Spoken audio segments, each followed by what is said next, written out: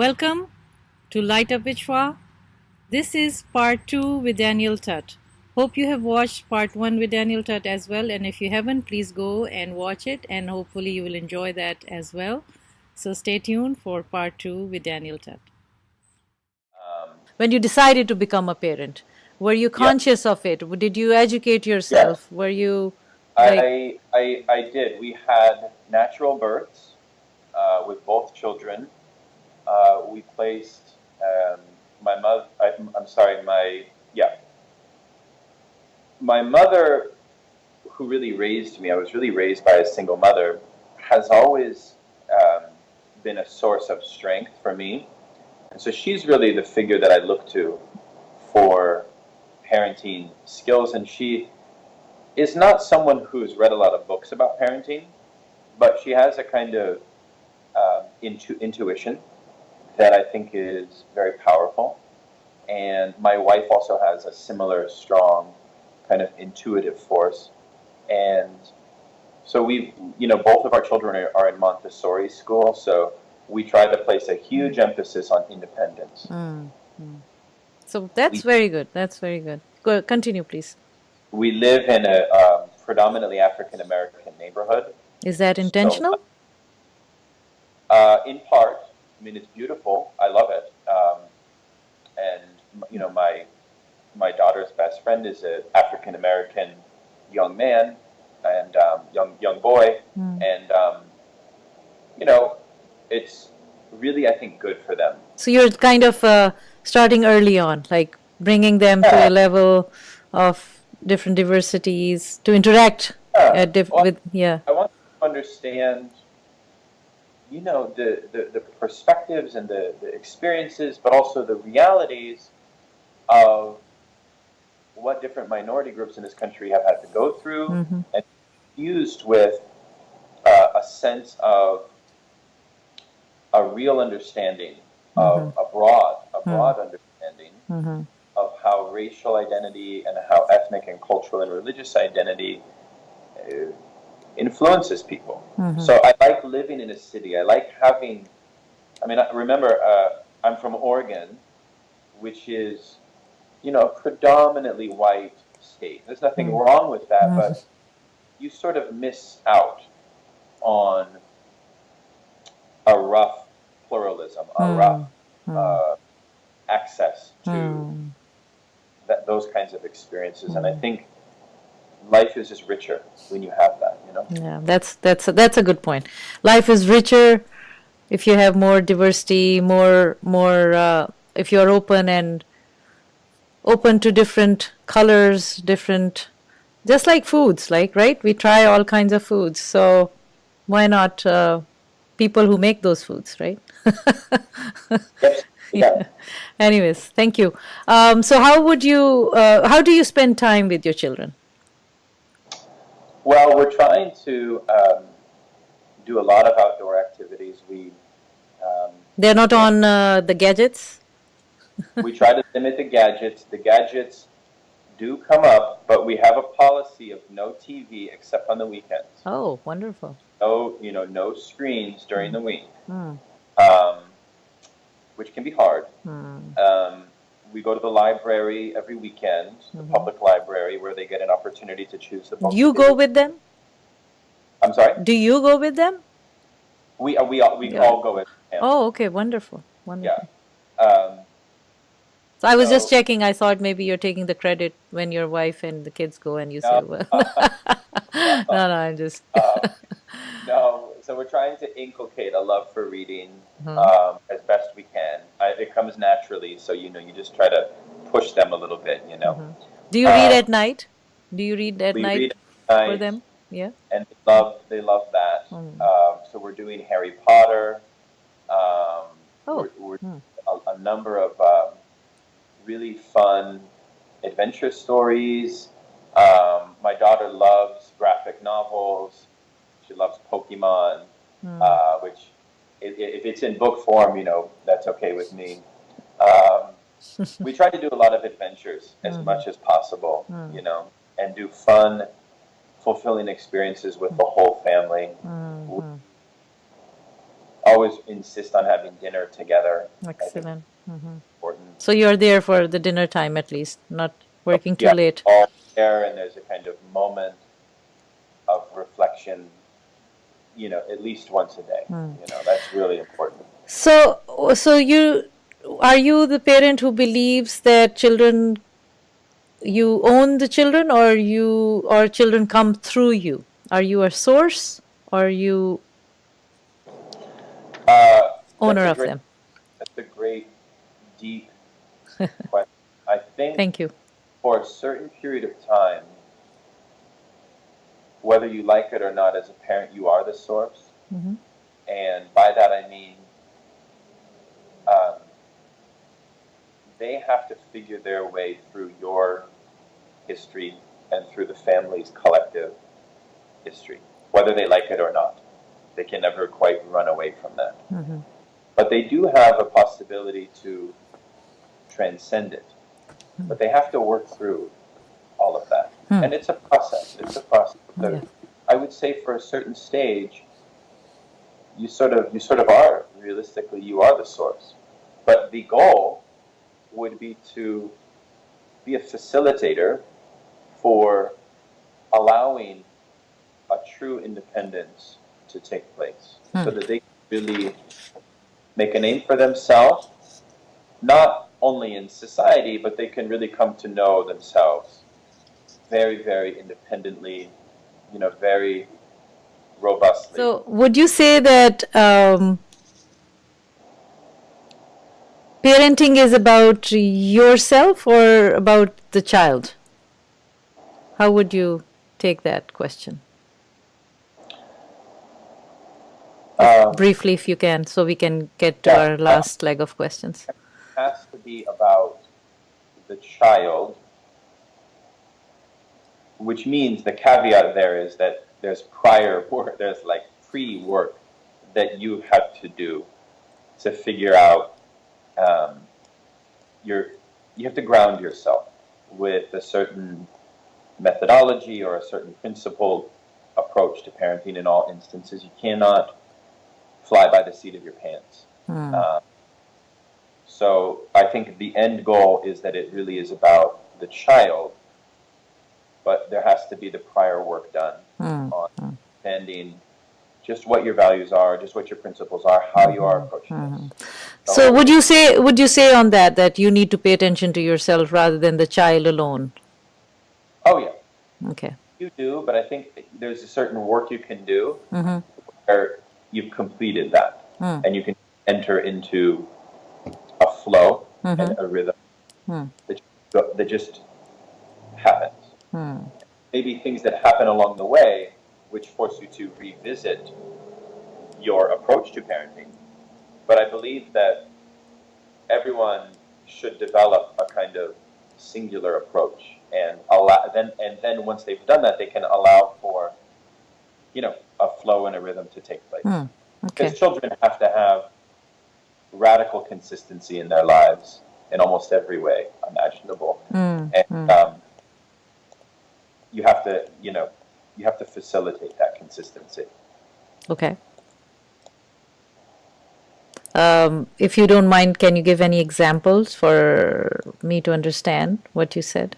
I mean, consistency from a mundane level of bedtime, food, consistency of healthy food from a subsistence level, but emotional consistency in communication, in disciplining, and, a consistency also of activity.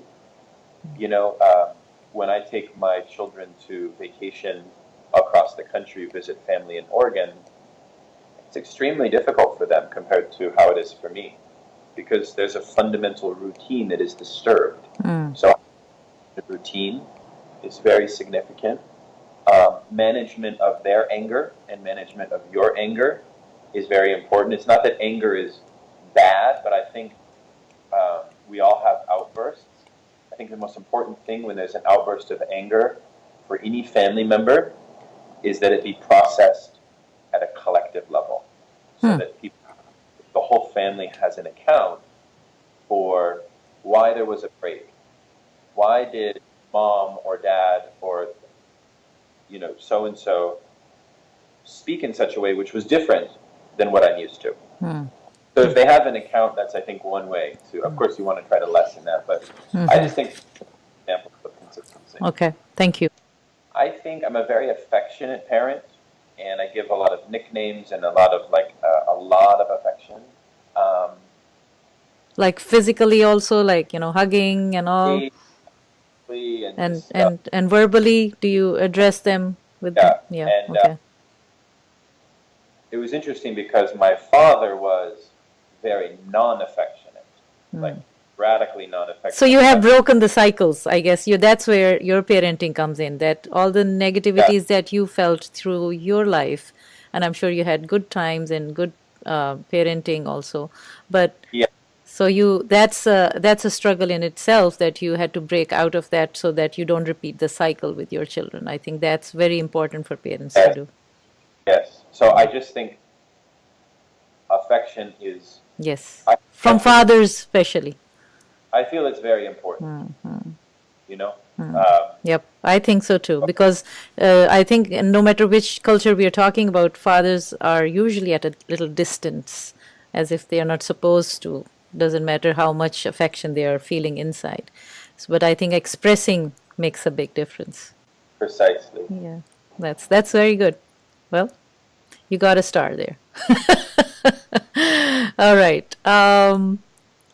Okay, thank you for sharing all that. That was very, very good. I hope people will enjoy your insights.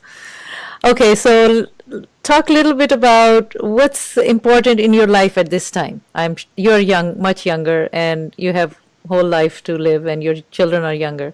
So, but at this time and in this point in life, what is important to you? The first thing that comes to mind is trying to help people in our country who have levels of resentment that have built up over time that they're not in touch with, and trying to find a way to connect with them in different ways. I'm really concerned with this issue. I believe that a lot of racism and a lot of the sort of Trump phenomenon is a result of compounded resentment. And I think that a lot of people are angry and a lot of people are unhappy in our society. And so what I'm very concerned with is both understanding how and why this is the case, but also with providing solutions. And this is why I believe that politically we need to introduce a whole new sort of direction. And I know we don't have time to get into that, but I'm really concerned with not repeating the same mistakes of recent years when it comes to how we think about putting forward certain policies and certain ideals. So I'm really interested in trying to help people with this kind of collective suffering problem, which that's number one. Number two, I'm very concerned with the idea of adulthood, actually. So we're talking about children and parenting. And, there's a lot of literature, academic, but also popular literature, which really talks about how, young people are having a very difficult time becoming fully adults. And it very much concerns me. There's something going on in our culture which seems to be almost preventing transitions, rites of passage to take place. So you mean from teenagery to adolescent to adulthood, so you want it to be more structured, or you want it to be on their own? Because everybody is different. Everybody is teenagery and adolescents, and, I think numbers versus what your state actually is not necessarily the same for everybody, right? No, it's not, but it's a trend.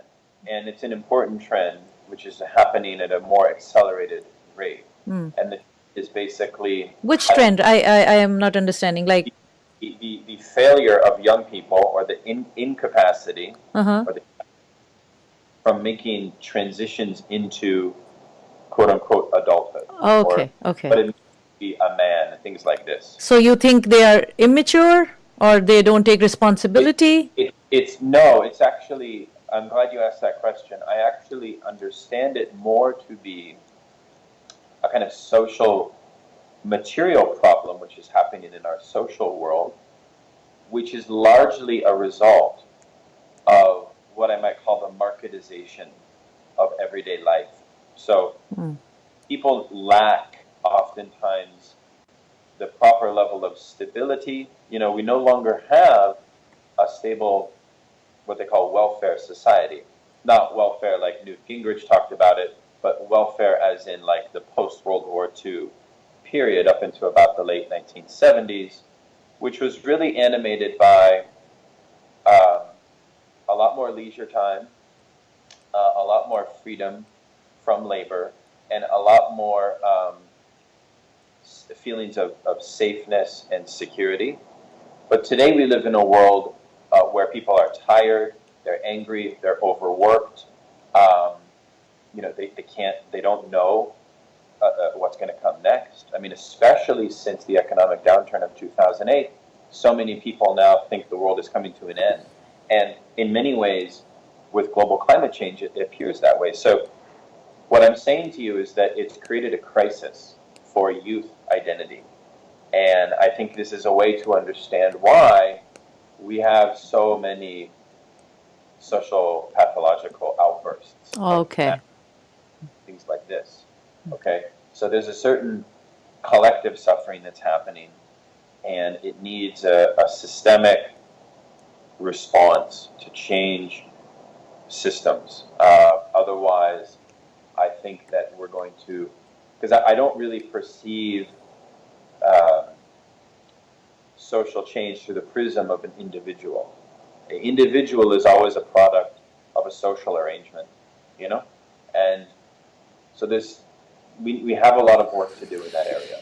We have work with ourselves, but when the social arrangement, the systemic arrangement, becomes unequal and somehow degraded, somehow not serving people well enough, you cannot have a true kind of individual flourishing.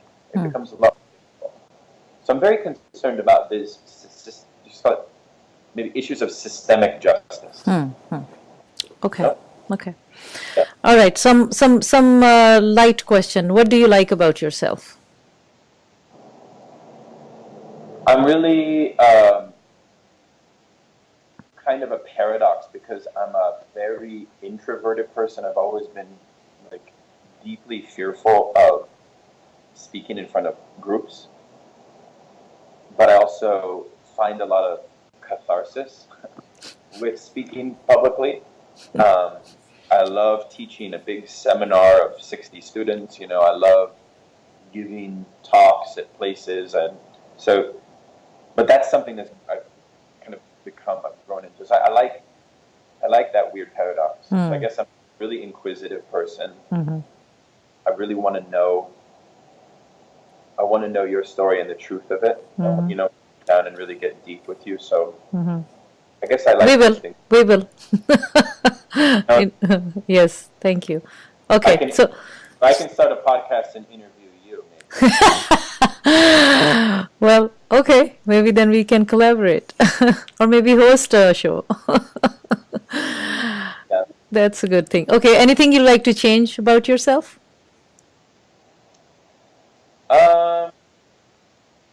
I think that probably there's a lot of things I'd like to change about myself. Let me name one. Yeah, no, I don't want a big list. I just want. I would like to be the kind of person that is open to changing their mind. Not like at the drop of a hat, but I think that too often we are very rigid in worldviews, how we see the world, how we see things. And it's just a reminder to myself that I'm rigid too, you know. So yeah, so I'm talking about you. Like, what do you like to change about yourself? So do you think you're rigid? I think sometimes I can be. I mean, it takes a while to be convinced. That's the thing. So that's one thing. So I should feel achieved today. I guess I convinced you to talk to me today. Yeah, no, I'm not too rigid. I'm just saying, like, that's one thing. But maybe more precisely, I'd like to.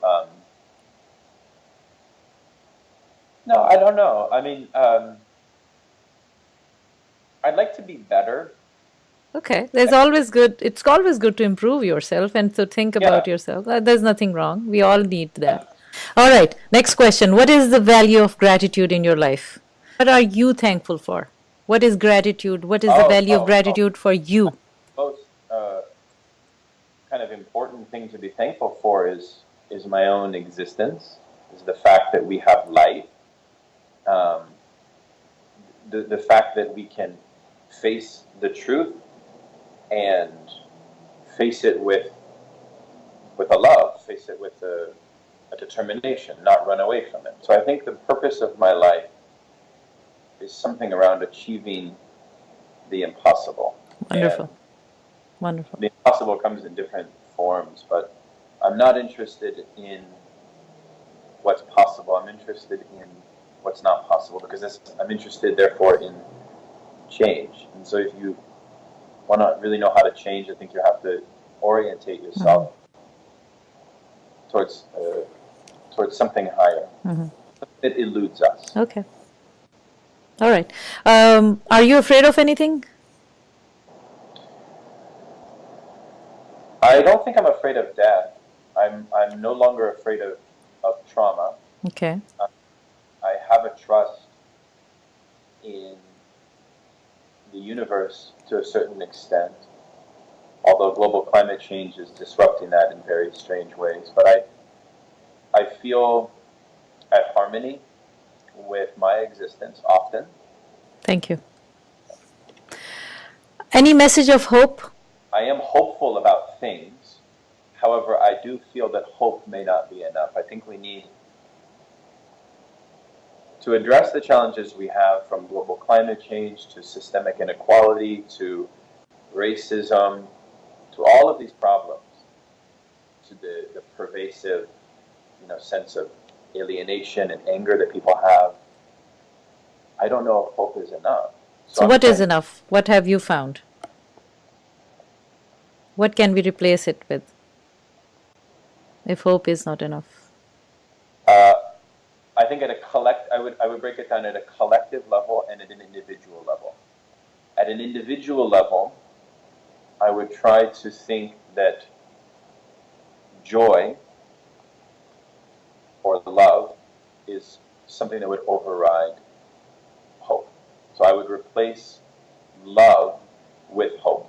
Okay. Because love is something which actually insists on the impossible. It insists on taking what we have before us and creating a new possibility with it. Like, when Martin Luther King put forward all of his ideals for the beloved community, he understood love as a sustainer of this dangerous idea that he was trying to change in society. And we should remember, he was perceived as a very dangerous person when he was alive. We may not see him that way now in hindsight, but he didn't really talk about hope. He talked about radical love. And radical love was necessary because he was interested in fundamentally changing society. So again, I'm not sure that hope is the best value for people interested in truly changing social conditions. You need something like love that can sustain the instability that will come in your attempt to radically reform or radically change social conditions. So that, I would say, kind of put it like that. I think love is more significant than hope. Okay. Because hope is finite. Love is infinite. Maybe I could ask you, where are you coming from when you say hope? I would say that hope is kind of a place that gives room to love. Because if you don't have hope, then you can't really do anything, in my experience, or what have I understood. It's how we understand or what our experience is. Because love is also used in a very multiple ways, and how everybody understands love. What love are you talking about? Godly love, or the humanly love, or the love for this yourself and all. But hope, I thought, was more neutral in terms of how you can not get, like in Islamic tradition, there is, don't be hopeless. Never, Yeah. never go for hopelessness. In the most dire condition or anything, just have hope. It's not. One can say that hope is love also, maybe in its own ways, because it gives you love for more life, love for a room for more optimism or something. Because if you don't have hope, I don't know how love will replace. So maybe we can have another discussion on love and hope, because this is a deeper Yeah. conversation. Yeah. And that's how I have understood that from the tradition. And I always felt, yes, it's always important when hope is there, doesn't matter how dire the conditions are. If you're hopeful, you will always come out of it. No, you're right. You're right. I do think people have to have hope as a baseline, and that can take you into love, because depends love, because love has so many definitions depending on where you're coming from. right. Hope is still, in my view, maybe you can correct Well, the me. kind of love I'm interested in is a social or civic form of love, which would be. I always use the metaphor of glue, like it's like a glue that binds, almost like a lubricant that binds parts which are not supposed to be together. So if you look at what it means to change the world, what it really means is facilitating and reorganizing parts that are not supposed to be arranged together. And love is something which is a source, not erotic, but it's a source which keeps those parts bound together. Being a mother, I have experienced that love with my children. Wonderful conversation. And my last question before we end this very rich and very interesting conversation. I really enjoyed, Daniel. What lights you up? The first thing that lights me up would be thinking, engaging in contemplation, and then the feeling of solidarity in groups. You know, the feeling I recently taught prisoners and 3 hours I was on my feet in an unair conditioned room, often sweating, but there was a true light that emerged in our class, and you know, that's the first thing that comes to mind. Of course, my little 3-year-old Elijah, he goes to bed at night, also warms my soul as well. That's nice. Wonderful. Wonderful. Well, really appreciate it. Thank you for your time. And I hope to speak to you again. I hope that our conversation doesn't end here. No, sure. It's been a pleasure and a delight. And I love the format, and I wish you great success with the podcast. Thank you for watching Light Up Vichwa. This was part 2 with Daniel Tutt. I hope you have watched part 1 with him as well. So let me know what you think about these episodes or any other episodes. Send your feedback and subscribe to Light Up Vichwa. Thank you.